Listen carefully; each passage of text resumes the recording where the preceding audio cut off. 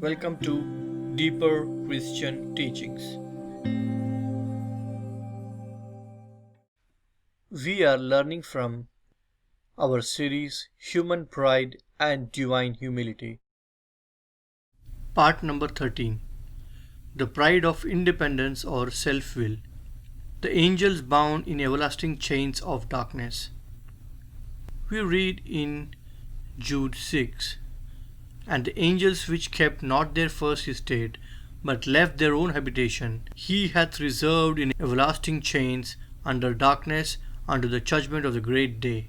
And in 2 Peter chapter 2 verse 4 we read, For if God spared not the angels that sinned, but cast them down to hell, and delivered them into the chains of darkness, to be reserved unto judgment. These angels did not keep the place where God placed them, but became wandering stars to whom is reserved the blackness of darkness forever. We also read in Jude 13. What was their sin? The pride of independence or self-will. This judgment which fell on these angels is a warning for all of us, particularly those who are in the ministry, who run around or fly around as they like. It is true, for some time their ministry may appear useful, but their end will be very sad. These angels were shining like stars, but they were wandering out of the will of God. They are bound in everlasting chains of darkness. Although we may do good things like preach the gospel, witness, feed the poor, etc., it may not be God's will, but our own plan and will.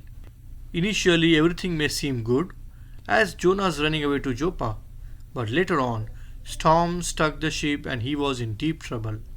When we are out of the will of God, immediately we may not find any problem, but definitely a storm will strike against our life and we may not be able to survive. We may even endanger the life of others with us, as those who were in the ship with Jonah. In the judgment of these fallen angels, we are told that they are bound in chains of darkness and reserved in blackness of darkness. This darkness is not ordinary darkness. It is a tormenting darkness, a darkness that brings unbearable pain. We read in Revelation chapter 16 verse 10, And the fifth angel poured out his vial upon the seat of the beast, and his kingdom was full of darkness, and they gnawed their tongues for pain. Here the darkness was so painful that they gnawed their tongues in pain. Perhaps it can be such darkness that can be felt.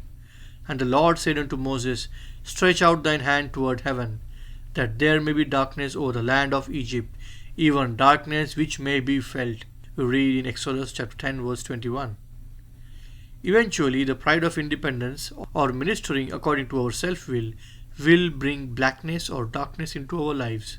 In the Word of God, there is no proof of any independent ministry. Jesus never sent anyone alone for any ministry.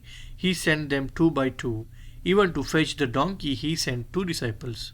Jesus always did the Father's will and left an example for us to follow. Dear friend, if you are a servant of God, do you work in the place where elders have placed you, or do you wander around as you like? Perhaps you may be a child of God doing your own will. You may have the pride of independence, and you may never feel like consulting others, whom you ought to consult.